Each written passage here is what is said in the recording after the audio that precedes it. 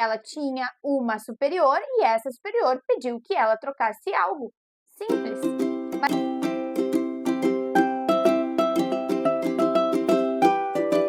Olá, tudo bem? Espero que todos tenham um excelente dia, uma excelente semana.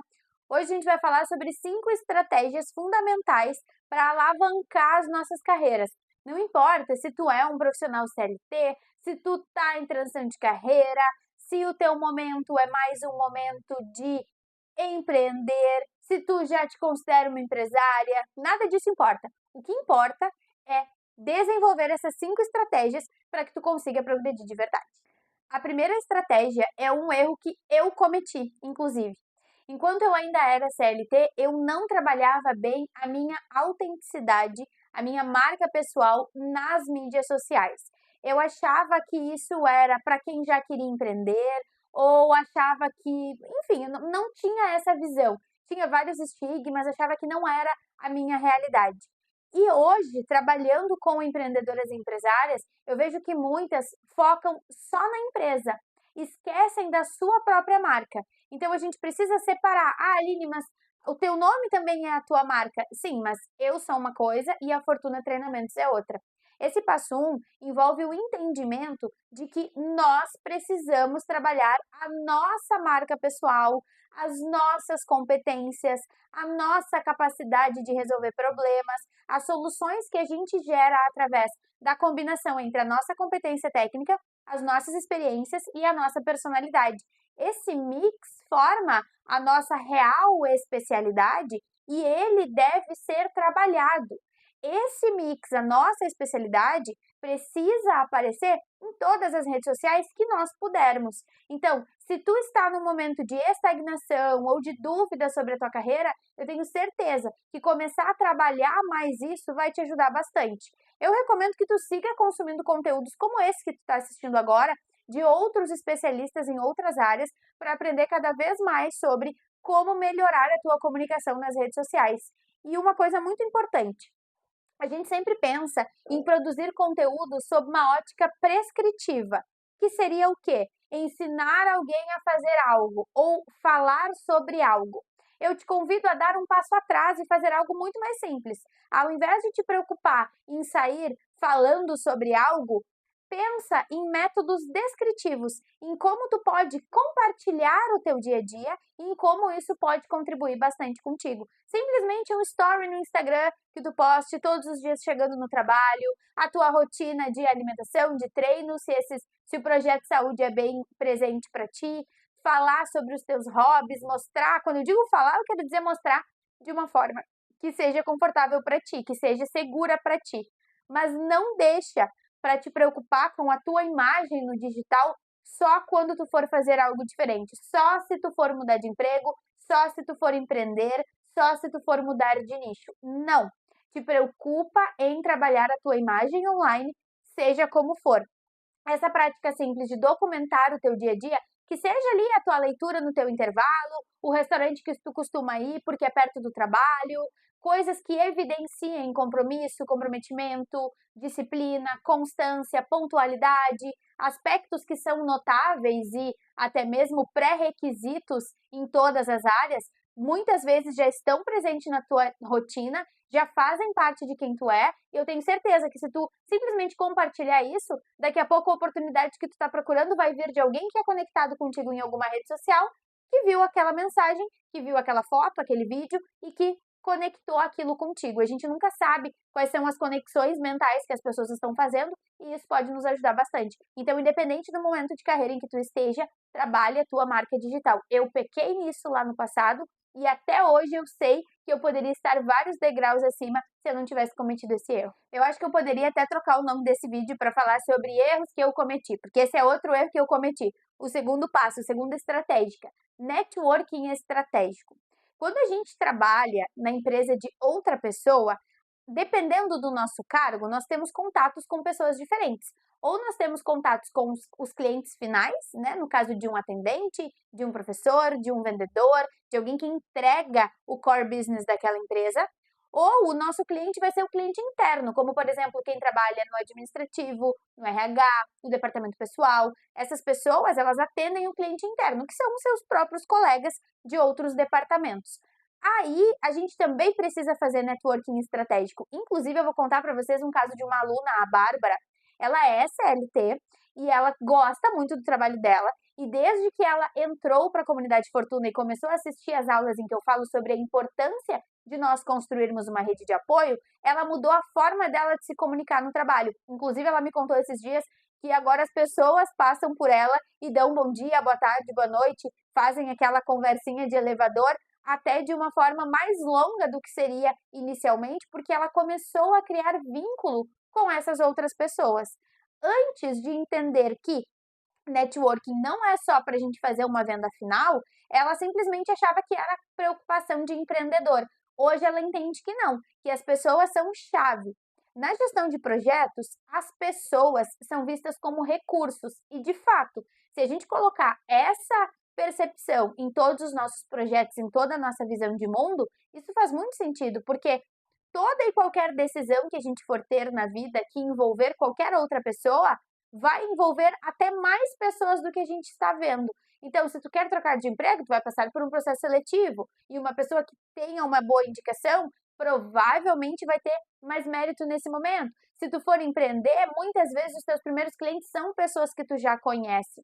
Ah, Aline, mas tem aquela máxima de que o apoio nunca vem de dentro. Ok, mas alguém que tu conhece pode não ser alguém da tua família ou algum amigo próximo, mas alguém que te siga no Instagram. A minha primeira consultoria eu vendi em dezembro de 2020 para uma ex-colega de trabalho que me seguia no Instagram.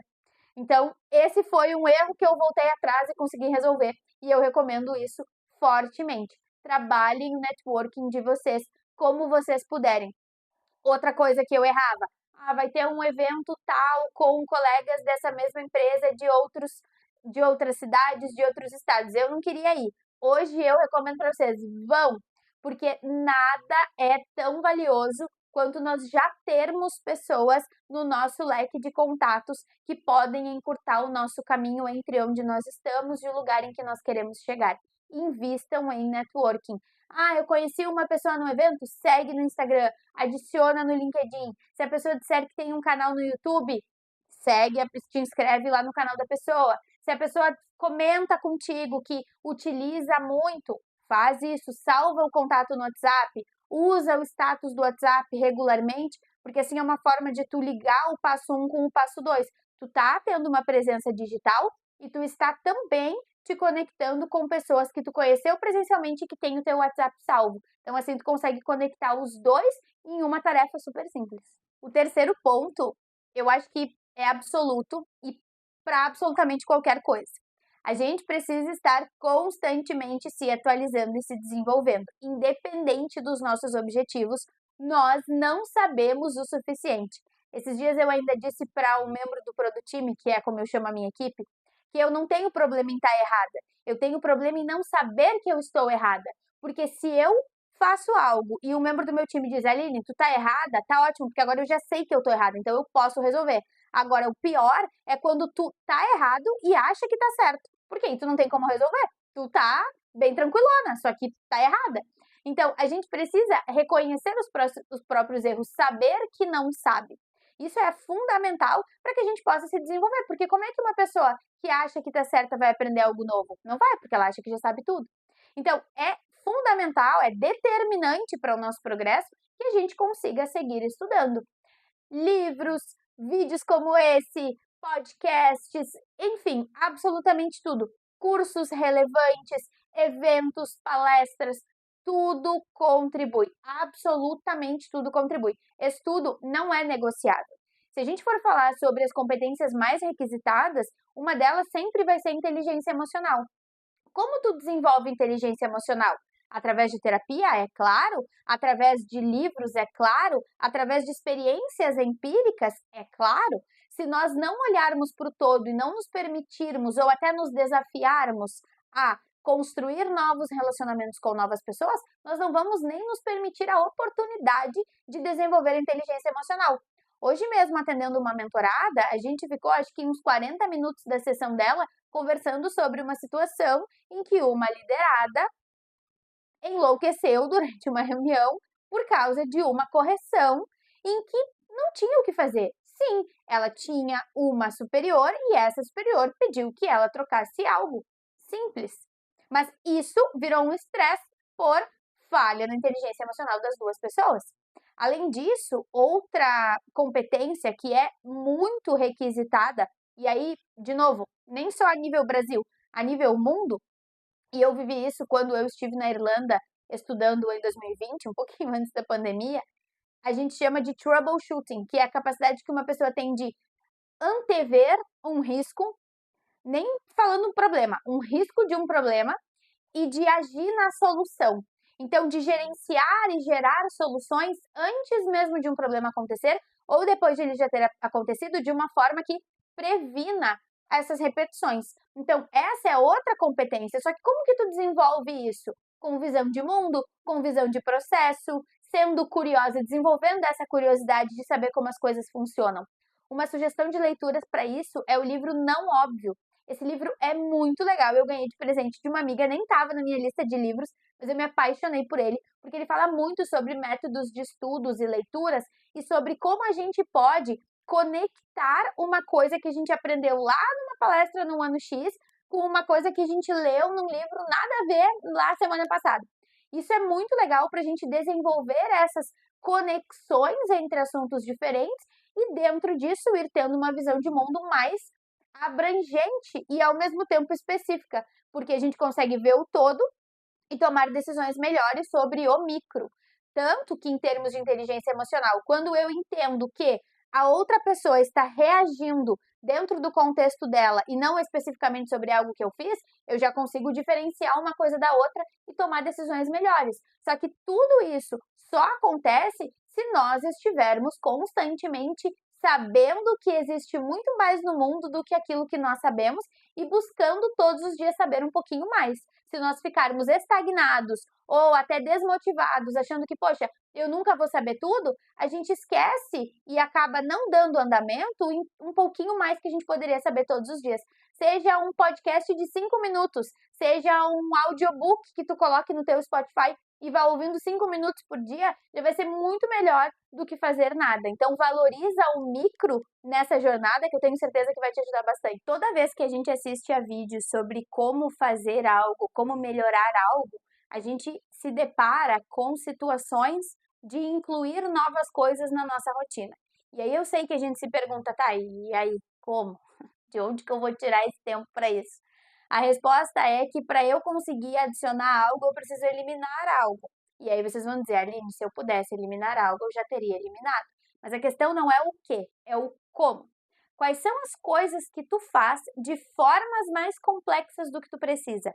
Quais são as coisas que tu faz em mais etapas do que tu precisa?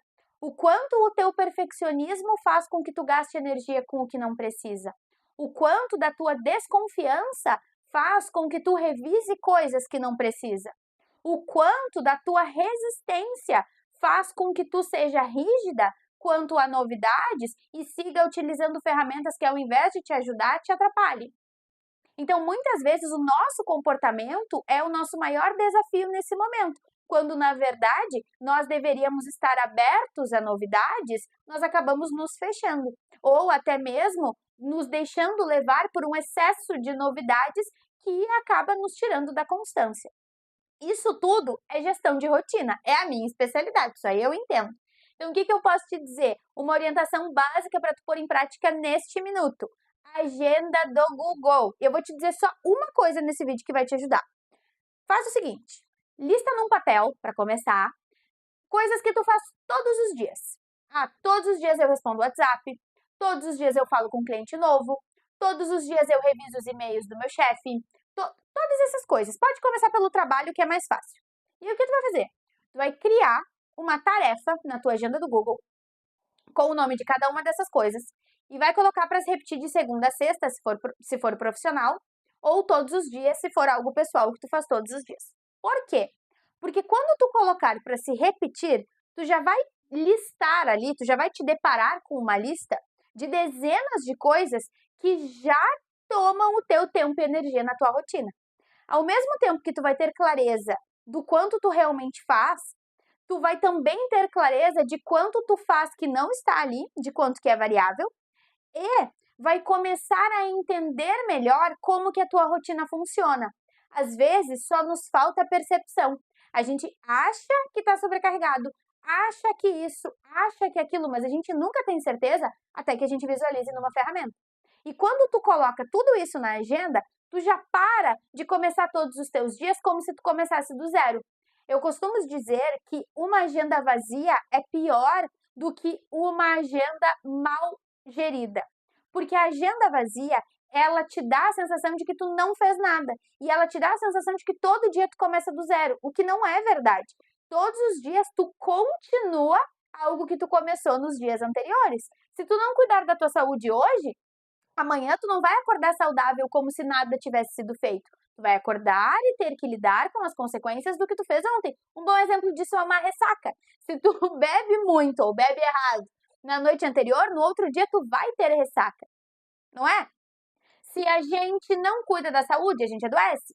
Se a gente não cuida das finanças, a gente tem problemas financeiros. Então, isso é a mesma coisa com a nossa rotina. Se a gente não cuida das coisas que a gente faz, a gente vai ter problemas de produtividade no dia seguinte. Então, coloque em prática essa simples coisa. Cria as tuas tarefas fixas com a recorrência que elas têm e começa a visualizar melhor a tua rotina. Isso já vai te dar clareza sobre o que pode sair, o que tem que entrar, o que pode ser feito por outra pessoa, o que pode ser feito de outra forma, e talvez te mostre até que tu não está conseguindo fazer as coisas porque é humanamente impossível e não por algo que tem de errado contigo. A gente já falou que às vezes a gente se perde em inovações, né? Só que existe uma forma produtiva de inovar, que é quando uma inovação resolve um problema. Dentro das nossas carreiras, existem duas formas de inovar que eu considero produtivas.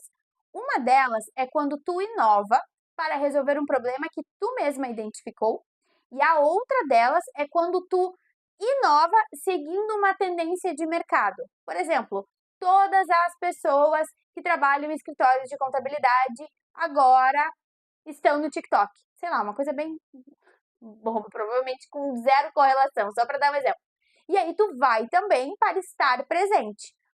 É algo que ninguém fez? Não, até porque a inovação, se a gente for pensar em sociedade, ela sempre tem uma base em algo que já existe, né? É muito mais uma transformação do que uma criação. Mas ok, deixa isso para lá. A questão é, existem essas duas formas que são produtivas. Só que o que tu precisa pensar? Que se o nicho em que tu atua, neste nicho, há uma nova tendência ou uma nova realidade, tu não pode ficar avulsa a essa nova realidade. Tu precisa te manter presente, porque existem algumas coisas que são para além de nós, nós não podemos simplesmente ignorar. Nós precisamos estar presentes. Como eu disse, se eu estivesse lá em 2000 e bolinha, aceitado as redes sociais, a minha vida seria muito mais fácil hoje, porque até hoje eu estou aprendendo coisas que outras pessoas já sabem há muito mais tempo do que eu. Então é nessa lógica que eu digo para vocês, estejam atentos. E isso vocês podem fazer de formas muito simples. Eu vou dar um exemplo.